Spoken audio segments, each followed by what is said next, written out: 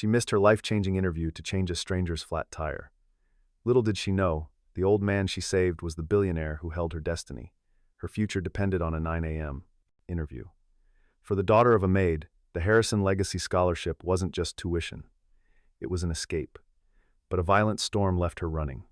Her one good suit soaking in the icy rain. She was halfway there when she saw him, an old man struggling alone with a hopelessly flat tire. Her mind screamed to keep walking. This was her one shot, but she stopped. As she knelt in the grit and grease, watching her opportunity disappear, she was unaware of one thing. The old man she was helping was a billionaire, and the one man holding the keys to her future. And where in the world are you joining from today? Let me know in the comments below. Now, I hope you enjoy the story. The 6:15 a.m. bus always smelled like stale coffee and diesel fumes. Claire Jensen sat perfectly still. She kept her back straight, just millimeters from the grimy vinyl seat. She would not let the city's dirt touch her today. Today was different. Her suit was navy blue. It was not new. Her mother, Susan, had found it at the Second Chance thrift store 3 weeks ago. It had a tiny moth hole on the lapel, which Susan had expertly stitched shut with matching thread. Last night, her mother had ironed it twice, pressing the creases sharp and clean. Claire at 17 looked older in the suit. Her blonde hair was pulled back in a severe tight braid. It made her cheekbones look sharp. It made her look serious. She hoped it made her look worthy. In her coat pocket, her fingers closed around a small, heavy piece of metal. It was cold, a street Christopher metal worn smooth with time. It had belonged to her great-grandfather, Sergeant Elias Thorne. He had carried it through the mud of France. Her mother always said he was a man who never walked away from a fight and never ever walked away from someone in need. The metal felt like a ballast, a small anchor in the churning sea of her nerves. The bus rattled as it crossed the Riverbend Bridge, leaving her neighborhood behind. Below them, the water was gray and sluggish. Riverbend was a place of cracked sidewalks, payday lenders, and buildings that had given up. It was home, but Claire wanted more. Her mother, Susan, was a maid. She cleaned the big, beautiful houses in Gableton Heights, houses with lawns so green they looked fake. Susan left before dawn and came home after dark, her hands smelling of bleach and industrial soap. "You are smarter than this place, Claire," her mother had told her last night, her voice rough with tiredness. "You are more than just a maid's daughter. You go to that interview. You show them the Jensen grit. You earn what's yours." The interview, it was not just an interview. It was the Harrison Legacy Scholarship. A full ride to Gableton University. It was everything. Gable was the gleaming castle on the hill. It was the world her mother cleaned, but never entered. For Claire, the scholarship was not just tuition. It was an escape. It was a future where her hands didn't have to smell like bleach. The bus wheezed into the downtown exchange. The air changed. The buildings were now glass and steel.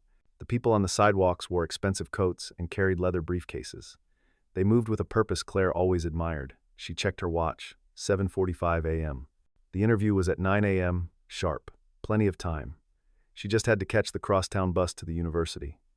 Then the sky opened. It was not a gentle spring rain.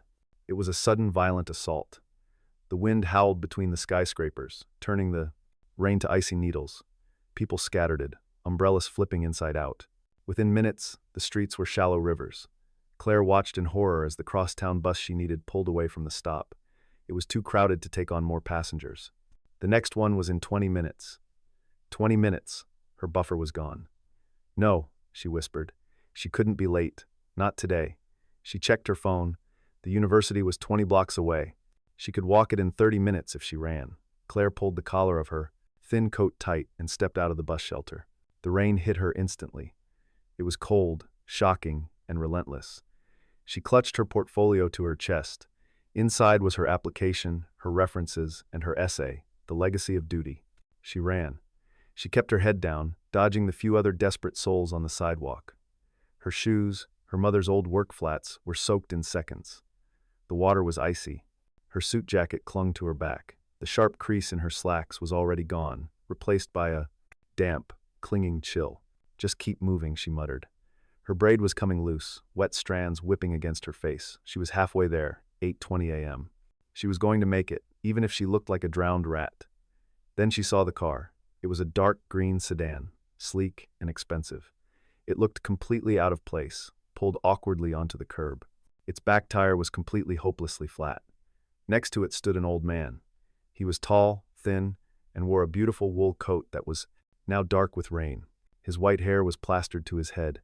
He was wrestling with a car jack, his hands shaking, his face a mask of frustration. "Blasted thing," he yelled, kicking the flat tire.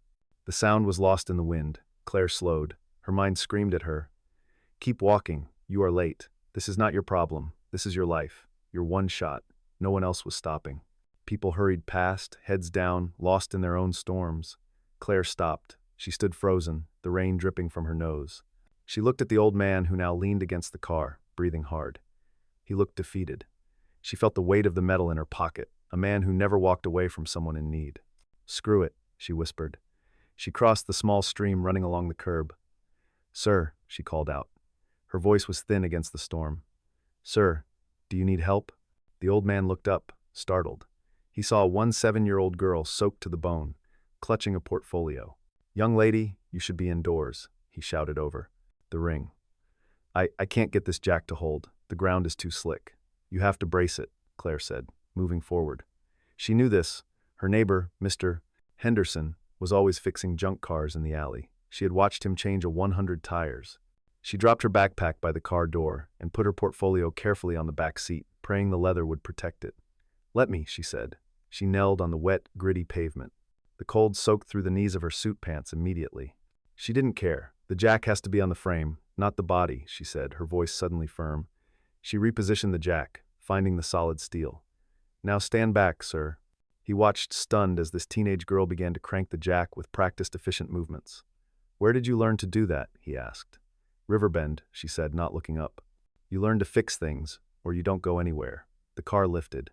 The rain hammered her back. Her hands were stiff with cold, but she worked quickly, loosening the lug nuts. They were tight. She put her whole body into it, grunting with effort. "This is ridiculous," the old man said. He was holding a small, useless umbrella over her, trying to help. "You're ruining your clothes."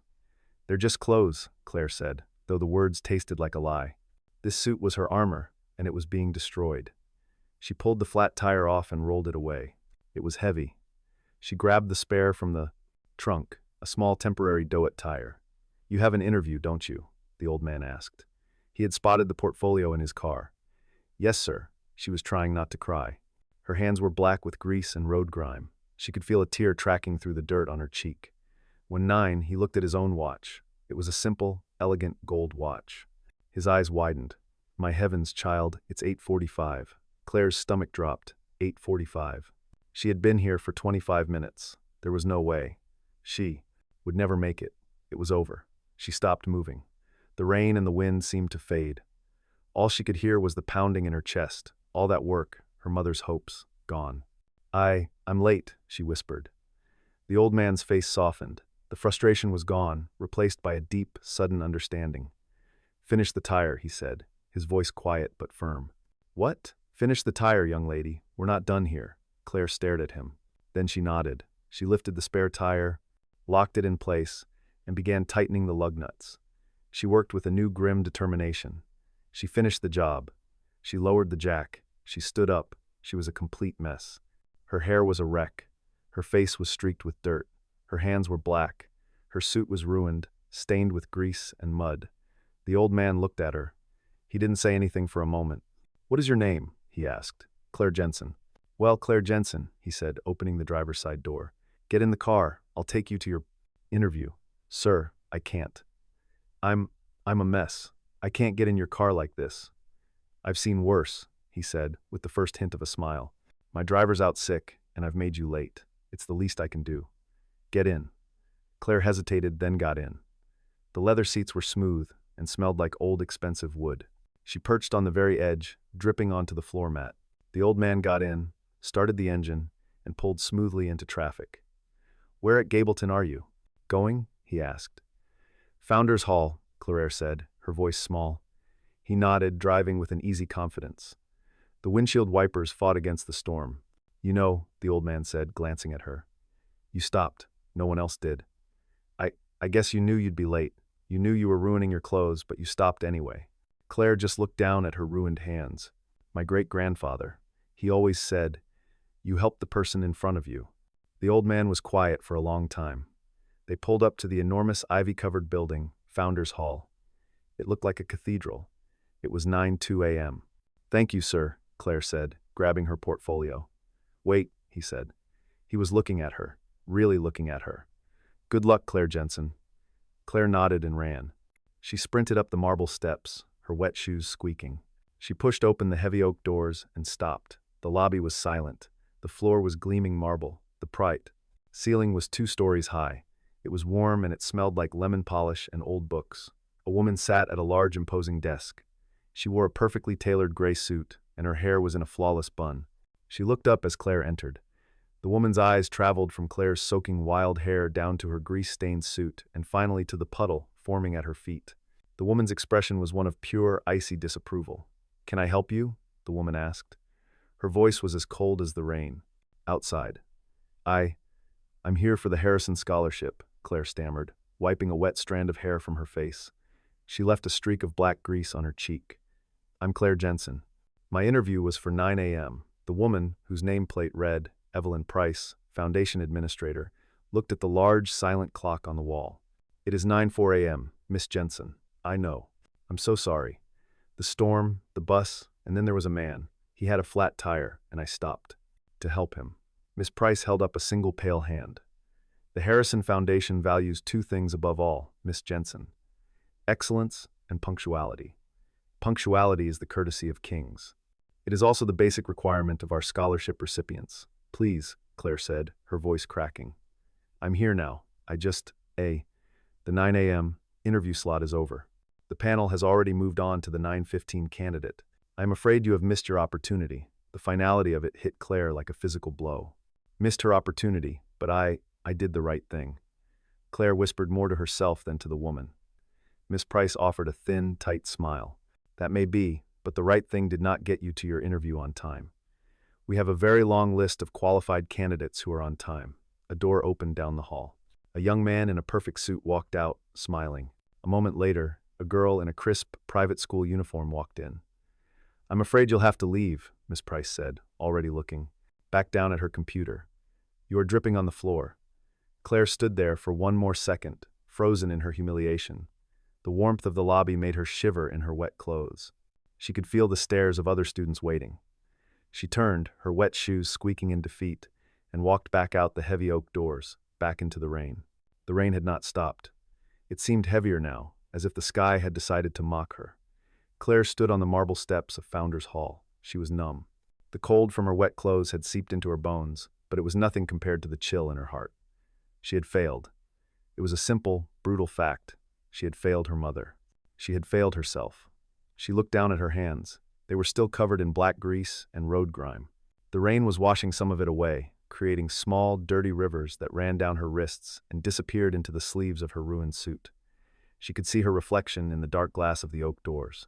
A ghost of a girl, her blonde hair was a tangled, wet mess. The dirt streak on her cheek looked like a scar. The sharp, serious person she had tried to be this morning was gone. In her place was a wet, dirty girl from Riverbend. Miss Price had been right. She was just a maid's daughter, dripping on their perfect floor. Claire pulled the street Christopher medal from her pocket. It was still there. "You helped the person in front of you." "A lot of good that did me, Grandpa," she whispered to the empty air. Her voice broke. She took a breath and forced her legs to move. She walked down the steps one by one, each step feeling heavier than the last. She did not run. There was no point in running now. Her future was gone. The Crosstown bus stop was just a block away. She huddled under the small plastic shelter, but the wind whipped the rain in sideways. She was shivering, a deep, uncontrollable shaking. Other students waited, too. They were dressed in expensive raincoats and carried Gableton University book bags. They glanced at her, then quickly looked away. Their faces carefully blank. They didn't want to see her. She was a problem. She was a failure. When the bus finally arrived, it was warm inside. The heat hit her cold skin and made her itch. She fumbled in her pocket for her bus pass. Her fingers stiff and clumsy. She found a seat in the back by the window. The vinyl was cracked, but it was dry. She stared out, watching the beautiful ivy-covered campus slide by. She had dreamed of walking these paths. She had imagined sitting in those libraries, her head full of new ideas. Now she was just watching it disappear. The bus crossed the Riverbend Bridge. The world outside the window changed. The glass and steel gave way to brick and plywood. The green lawns became patches of muddy grass. The shame was so heavy it felt like a physical weight on her chest. How could she face her mother? Susan had woken up at 4:30 a.m. to make her breakfast. 2 eggs scrambled and a piece of toast with the last of the strawberry jam. For energy, she'd said Susan had probably skipped her own breakfast to make sure Claire had enough. Susan had spent 3 hours at the thrift store finding that suit. She had paid $8 for it. $8 that should have gone to the electric bill. Claire felt tears mix with the rain on her face. She wiped them away, leaving another streak of grime. She got off the bus 3 blocks from her apartment. The rain was finally slowing to a miserable drizzle. The sky was the color of cement. Their building was old. The lobby smelled of damp carpet and boiled cabbage. She walked up the 3 flights of stairs. The elevator had been broken for 6 months. She stood outside her apartment door, 3B. She could hear the small, tiny sound of the old radio her mother kept in the kitchen. She raised her hand to knock, then stopped. She could not do it. She sat down on the floor in the hallway right outside her own door. She pulled her knees to her chest and finally silently let herself cry.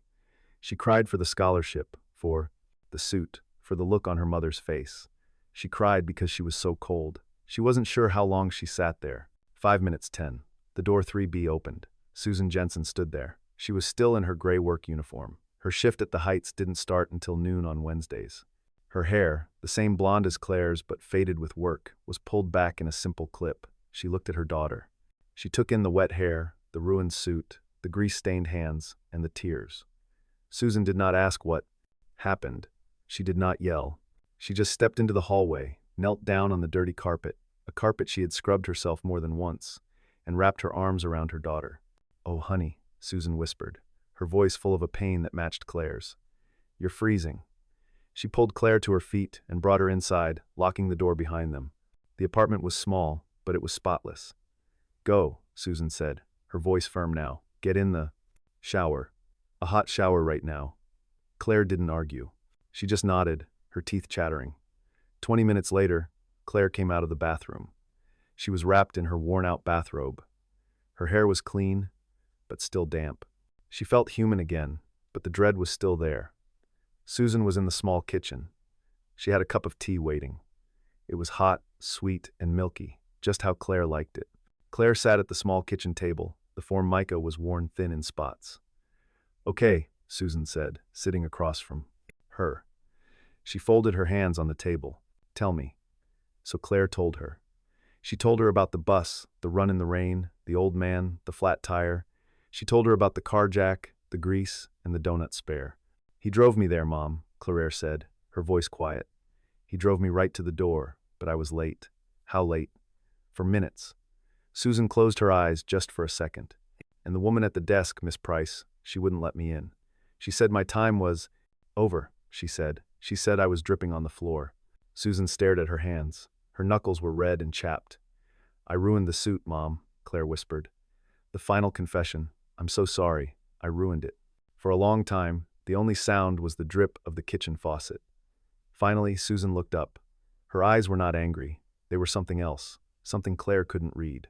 "You stopped," Susan said. "What?" "You were late. You were running in a storm. Your whole future was on the line. And you saw an old man, a stranger in trouble, and you stopped." "Ah, yes, I did. I missed it, Mom.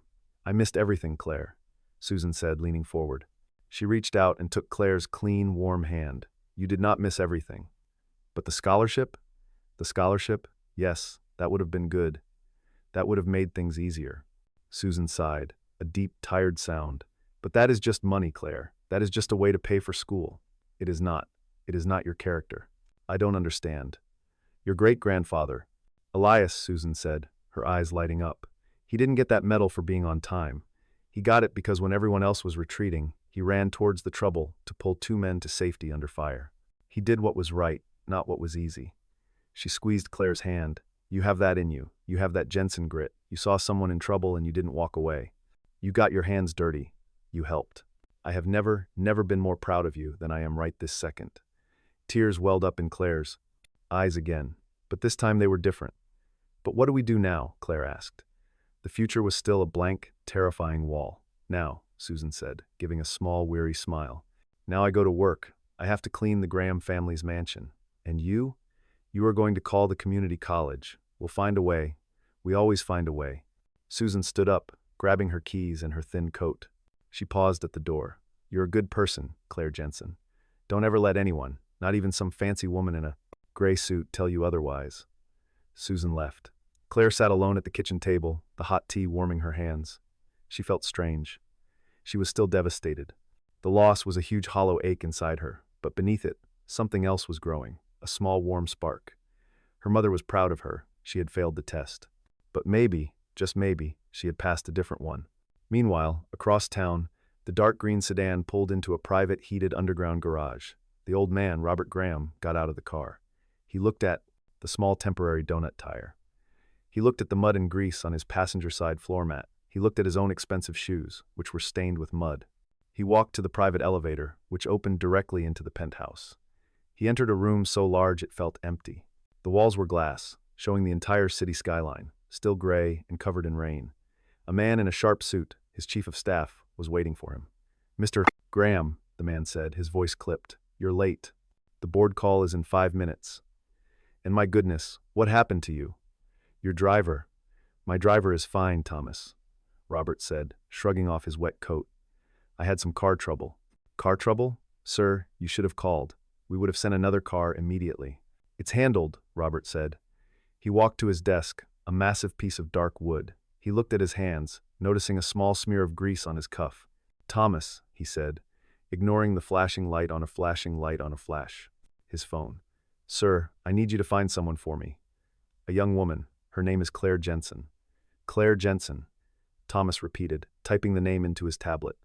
"And where might I find her?" "I have no idea," Robert said.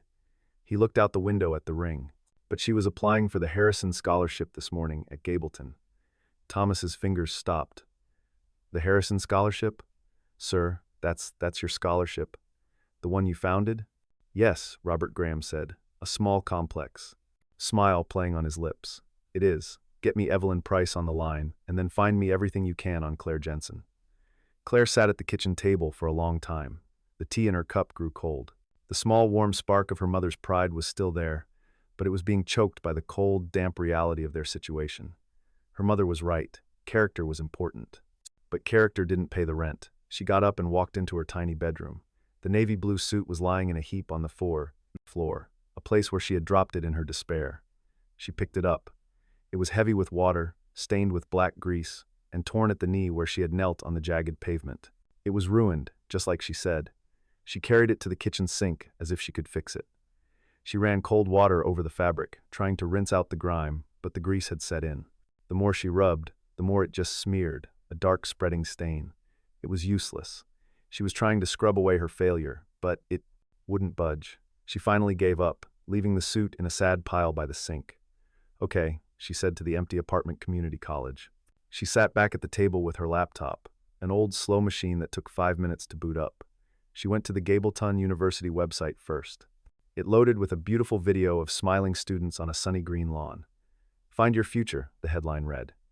Claire closed the tab. She typed in Riverbend Community College. The website was simple, blue, and white. It looked like a government form. She clicked on tuition. Even this, she realized, was going to be hard. There were application fees, books, bus fare. Her mother's words came back. "We always find a way." Claire nodded. "Okay, a way." She opened a new tab. Jobs near Riverbend. 1 7-year-old. The results were what she expected. Fast food, stocking shelves, cleaning. She would have to work full-time. Maybe she could take night classes. The dream of Gable, of lecture halls and Ivy, felt like it was dissolving, turning into a different, grayer future, a future of exhaustion, a future just like her mother's. Just as she was about to close the laptop, the mail slot in the front door clattered. She walked over and picked up the small pile of envelopes, bills for her mother, a grocery store flyer, and one thin envelope. It was white with a small, clear window. It was addressed to Susan Jensen. In the window, 2 words were visible, printed in harsh red ink. "Final notice." Claire's breath caught. She didn't open it. She didn't have to. She knew it was the electric company. They had been finding a way with the electric bill for 3 months, paying just enough to keep it on. This notice felt different. The scholarship, it hadn't just been for her. It hadn't just been an escape to a better life. It had been their lifeline. It was the money that would have freed up her mother's paycheck to cover basics like electricity. She had not just missed her interview. She had not just ruined a suit. She had failed to save. To them, the weight of the old man's flat tire suddenly fell to me. She had traded her family's security for a stranger. She put the envelope on the kitchen table on top of the job's website and stared at it. The spark of pride was gone, replaced by a cold, sharp dread. Across town, Susan Jensen was on her hands and knees.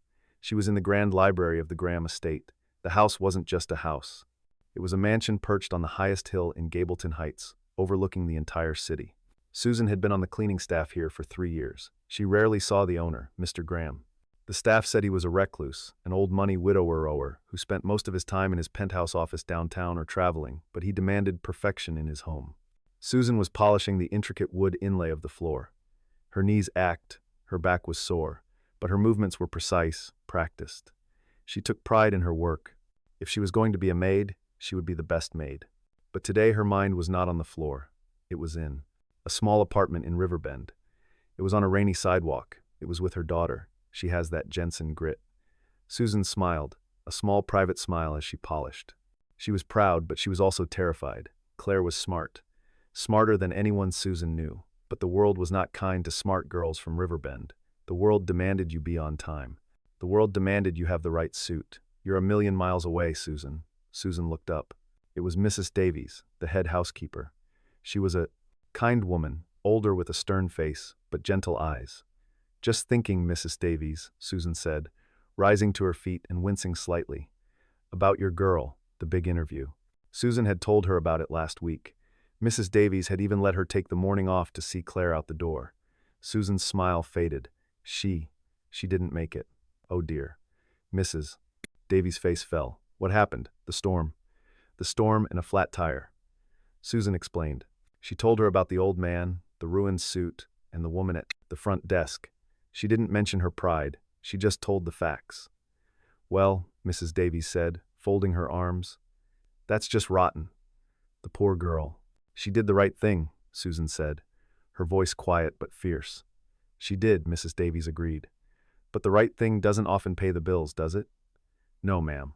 Well, Mrs. Davies sighed, handing Susan the feather duster. Back to it. Mr. Graham is having guests tonight. He wants the whole first floor to gleam. Susan nodded and moved to the massive carved fireplace. On the mantelpiece were photographs. She dusted them every Wednesday. Most were of Mr. Graham at different ages or of landscapes, but the main one in a heavy silver frame was of a smiling, dark-haired woman. Susan knew this was Eleanor Harrison Graham. The estate was named after her. The Harrison Foundation was named after her. She had died years ago. Next to it was a newer photo. It was Mr. Graham in a dark suit shaking hands with the governor. Susan paused. She looked closer at the photo. The man was smiling at the camera. He was tall with white hair and a strong, sharp face. He looked familiar. Susan's heart gave a strange little jump. No, it couldn't be. She looked at the face in the picture. She tried to imagine it plastered with rain, looking frustrated, yelling at a tire. She shook her head. Don't be foolish, Susan, she muttered. Mr. Graham was a billionaire. He didn't change his own tires. He was a face in a photo, a name on her paycheck. He wasn't some old man on a curb. She finished dusting the frame and moved on. But the image stayed in her mind. She was unkempt. And 4 minutes late, Robert Graham sat behind his desk in the penthouse. The phone pressed to his ear. He was listening to Evelyn Price. His face was like stone. And you sent her away, Robert stated. It was not a question. Sir, the rules of the foundation are clear. Evelyn's voice was sharp, defensive. We cannot make exceptions. It would be unfair to the candidates who followed the rules. The rules? Robert repeated, his voice dangerously soft. Tell me, Evelyn, did you look at her application? Of course I reviewed all the finalists. Her grades were excellent, but her background, Riverbend, it's what, Evelyn? It is not typical for a Harrison scholar. We must maintain standards. You mean she didn't go to the right prep school? Her mother doesn't attend the right charity gall. Mr. Graham, I only mean that she was ill-prepared, Evelyn said, her voice rising. She was covered in filth. It was one essay, a sign of disrespect. She clearly does not possess the poise we expect. Robert looked down at his own cuff, at the small smear of grease he had left there as a reminder. Poise, he said. Yes, I see. A young woman on her way to the most important meeting of her life stops in a full-blown storm. She stops to help a stranger. She destroys her clothes. She gets covered in filth and grease. She does this knowing she will be late, knowing she will probably lose her one chance, and she does it anyway. There was a dead silence on the line. Evelyn was finally truly quiet. Evelyn, Robert continued, that is not a lack of poise. That is character. That is exactly what the Harrison legacy is supposed to be about. It is not about poise, it's about duty. But sir, did you read her essay? Robert cut in. I glanced at it. Read it, Robert commanded. And then I want you to take a 2-week paid leave of absence. Effective immediately, sir. You can't. I can. And I have reevaluate your definition of standards while you are gone. We will speak when you return. He hung up the phone, cutting off her sputtered protest. Thomas, his chief of staff, had been standing by the window, silent. Thomas, sir, what did you find on Elias Thorne, her great-grandfather? Thomas picked up his tablet. Sergeant Elias Thorne, 3rd Infantry Division. He was awarded the Distinguished Service Cross posthumously. What for? Robert asked, though he already knew the answer. August 1944, France. His platoon was pinned down in a farmhouse. The farmhouse was hit by mortar fire and caught fire. Thorne. Well, sir, he was wounded, but he ran back into the burning building twice. He pulled 2 men out. He died going back in for a third. Robert closed his eyes. You helped the person in front of you. The legacy of duty, Robert said, his voice thick. Sir, that was the title of her essay. Robert stood up. He walked to the window and looked down at the city. The rain had finally stopped. The city was gleaming, washed clean. She wrote about him. She wrote that legacy isn't about what you leave behind. It's about what you do. Right now, when no one is looking, Robert turned back to Thomas. His eyes were clear and sharp. She was quoting her mother, who was quoting her great-grandfather. Sir, never mind, Thomas. What is my schedule like for the next hour? You have a meeting with the board of the new hospital wing, sir. It's in 20 minutes. Cancel it, Robert said, grabbing the coat he had worn that morning. It was still slightly damp. Cancel it, sir. This is the 3rd time. They'll understand and find out. Find out where Susan Jensen works. Susan Jensen? The mother? Yes. Find out. But first, get the car. You're driving. I want to go to Riverband. The black sedan was silent, gliding through the streets like a shadow. It was the same car, but Robert Graham was not driving. Thomas was at the wheel, his face a perfect mask of professional calm. He navigated the growing potholes of Riverbend with a tense precision. Robert sat in the back, looking out the window. The world he owned, the world of glass towers and manicured lawns, had vanished. Here, the buildings were squat, brick, and tired. The windows were covered in grates. The lawns were patches of dirt and weeds. He saw people on the corners waiting for buses, their shoulders slumped, their faces worn. He saw the payday lenders, the pawn shops, the boarded-up storefronts. This was the world that had produced Claire Jensen. We are here, sir, Thomas said, his voice quiet. He pulled the car to the curb in front of a 3-story brick apartment building. The name, the Riverbend Arms, was on a cracked plastic sign. Wait in the car, Robert said. Sir, I must insist. Wait in the car, Thomas. Robert got out. He smoothed his still damp wool coat. He looked up at the building. It was identical to a dozen others on the street. He pushed open the flimsy metal and glass door. The lobby smelled of boiled cabbage and damp. He saw the broken elevator and the out-of-order sign written in marker on a piece of cardboard. He took the stairs. He walked, past 1B, 2B. His footsteps echoed in the cinder-block stairwell. He felt the climb in his knees. He reached the 3rd floor. The hallway was dark, the carpet worn through to the floorboards in places. He found 3B. He stood outside the door the same way Claire had just a few hours earlier. He raised his hand to knock, but before he could, he saw it. It was sticking out of the mail slot. A small white rectangle angled just so. He could see the red ink. Final notice. He didn't touch it. He just looked at it. He thought of Evelyn Price. He thought of her complaints about standards and poise. He knocked inside. Claire was still staring at the electric bill. It felt like a verdict. She was running numbers in her head. How many hours at minimum wage to pay this? How many to pay this and next month's rent? The knock on the door made her jump. She froze. Who was that, landlord? They never knocked. They just left notes. The knock came again. Firmer. Who is it? She called out, her voice shaky. I'm looking for Claire Jensen. The voice was deep and old and familiar. Claire's blood ran cold. She slowly walked to the door. She looked through the peephole. It was him, the old man from the rain. The man with the flat tire. He was standing in her hallway. He was clean now. His white hair was perfectly combed. He wore the same expensive wool coat, but it was dry. He looked powerful. What was he doing here? Had she done something wrong? Did she scratch his car? Did she not tighten the lug nuts enough? She opened the door just a crack, the chain still on. "Sir," the old man looked at her. He didn't smile. His eyes were kind, but they were also intense. He looked past her into the small, clean apartment. His gaze landed on the ruined suit, still in a sad, wet pile by the sink. "Miss Jensen," he said. "Claire, may I come in?" What is this about? How did you find me?" I have some resources," he said simply. "I believe I made you late for your interview." It's fine," Claire said, pulling her bathrobe tighter. "It's over." "No," he said. "It's not. Please, I promise I am not here to cause trouble." Claire hesitated. Her great-grandfather would have helped him, but her mother had told her never to open the door for strangers. He was not, she realized, a stranger. She had spent 25 minutes in a storm with him. She slowly unhooked the chain and opened the door. Robert Graham stepped into the small apartment. He was a large man, and the tiny living room seemed to shrink around him. He looked around. It was tiny. It was old. The furniture was worn, but it was immaculate.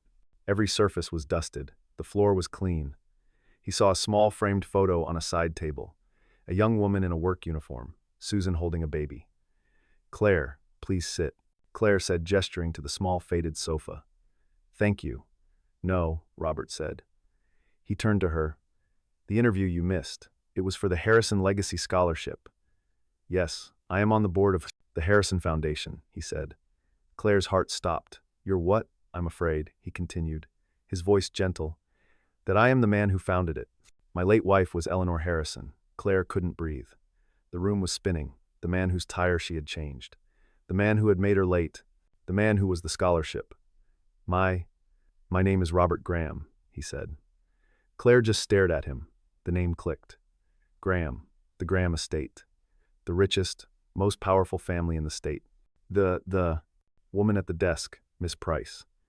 "Miss Price has been asked to take a leave of absence," Robert said, his voice turning to steel.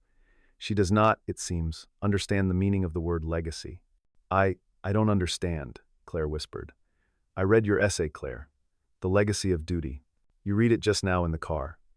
He reached into his coat pocket. He pulled out a folded piece of paper, a printout.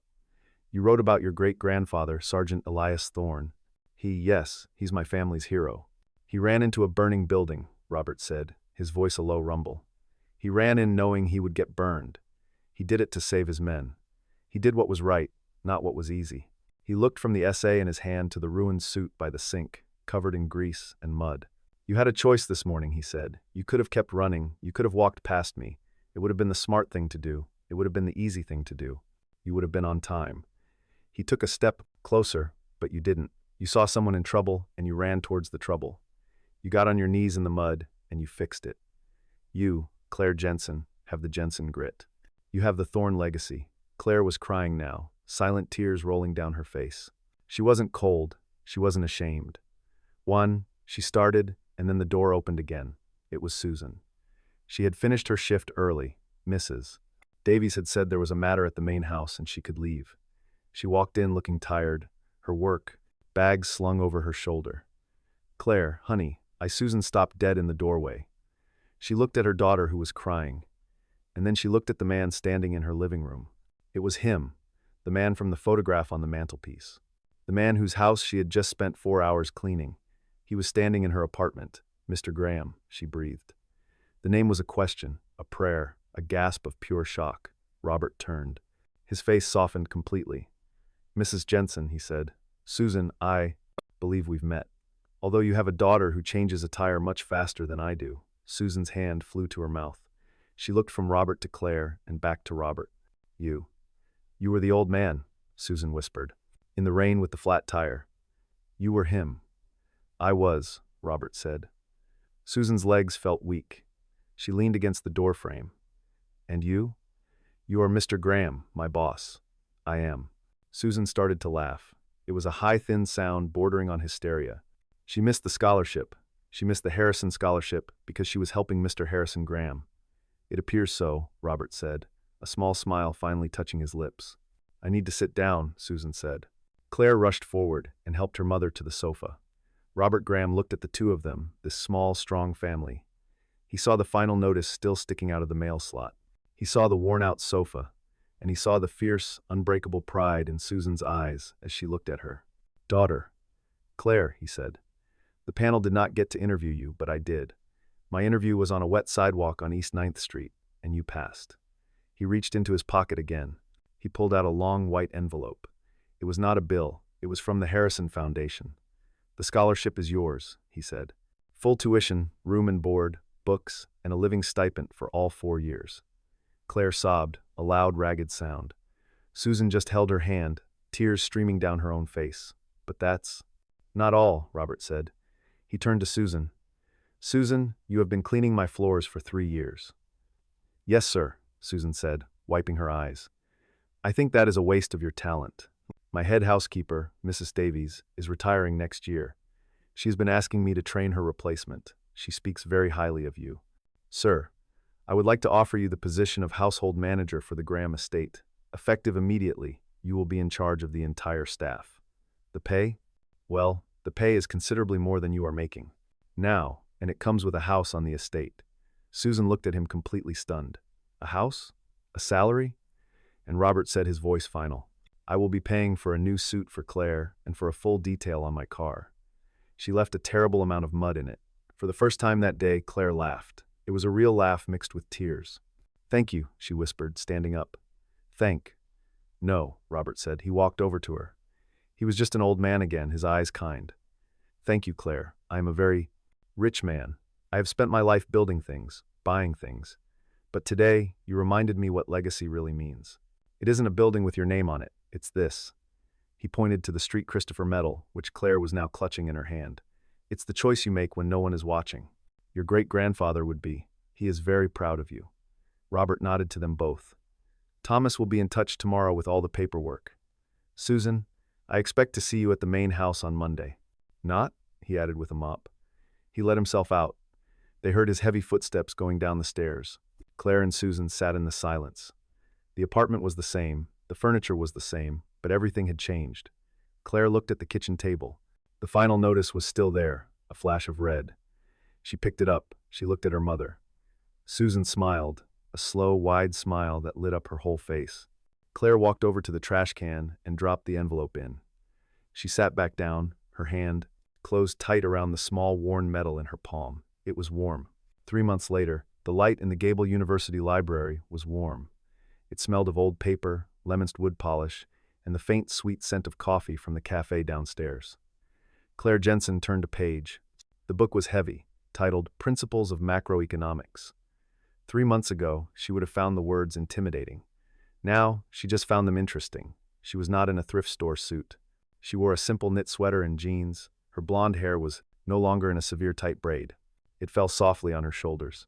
She was still serious. She was still focused, but the sharp, nervous edge was gone. She was no longer an imposter, dripping on the floor. She belonged. A text message lit up her phone. It was from her mother. Dinner at 6. Don't be late. Mrs. Davies taught me how to make a roast. Claire smiled. She packed her books into a sturdy Gableton book bag. As she zipped it up, her fingers brushed against the small, heavy lump in an 8. In her pocket, the Street Christopher medal. She still carried it, not as a shield, but as a reminder. She walked out of the library and into the autumn Sunday. The campus was beautiful.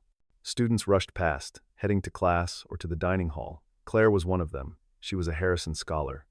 The words still felt new and wonderful. Twice a week she met with Robert Graham. He insisted on it. They would sit in the campus coffee shop.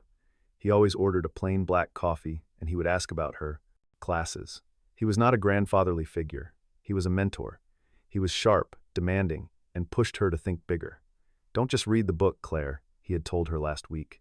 Question it. Find the flaw in the author's logic. Your future is not about knowing things. It's about understanding them. She understood. She got on the clean, quiet cross-down bus. This time she had a semester pass paid for by the scholarship stipend. She rode it not to Riverband, but to the gates of Gableton Heights. The gates were large and black, but they were open. The bus stopped and she walked up a long winding drive. The houses were mansions set back from the road, hidden by old sprawling trees. She walked past the main house, the Graham estate where her mother now worked. She waved to the security guard at the booth, who smiled and waved back. She continued down a smaller path to a row of neat, clean cottages. They were for the estate's senior staff. She stopped at number 3. It was white with a dark green door and a small porch. Flowers planted by her mother bloomed in the window boxes. She opened the door. The apartment in Riverbend had always smelled of bleach and worry. This house smelled like roast beef. "Mom," Claire called out, dropping her bag by the door. In here, Susan's voice came from the kitchen. Claire walked in. The kitchen was bright with a window that looked out over a green rolling lawn. Susan Jensen stood at the counter. She was not in a gray maid's uniform. She wore tailored black slacks and a crisp white shirt. Her hair was in a neat professional bun. She looked calm. She looked like a boss. "How was class?" Susan asked, basting the roast. She moved with a new, unhurried confidence. "Hard," Claire said, leaning on the counter. "Professor Davies is tough." "Good," Susan said. "Tough is how you learn. Now go set the table and wash your hands. This isn't Riverbend. We use the good forks." Susan was thriving. As household manager, she was in charge of a staff of 12. She managed schedules, handled payroll, and organized events for Mr. Graham. She had a mind for logistics, something she'd always used to juggle their bills. Now, she was using it to run a multi-million-dollar estate.